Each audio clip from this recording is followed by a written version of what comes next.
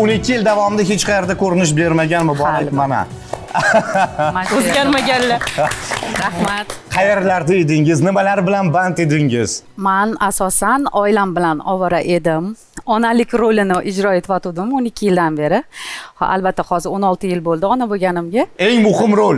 Ha. Eng muhim rol haqiqatdan. Necha nafar farzandingiz? 3 nafar farzandim bor. Qiz, o'g'il?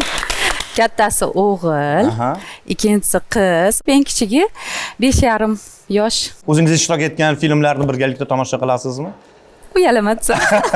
Hamma shunaqa. O'tgan umrimdan hech ham afsuslanmayman vaqtimdan, chunki 3 nafar farzandim bor, oilam bor, chiroyli. Kattasi hozir necha yosh?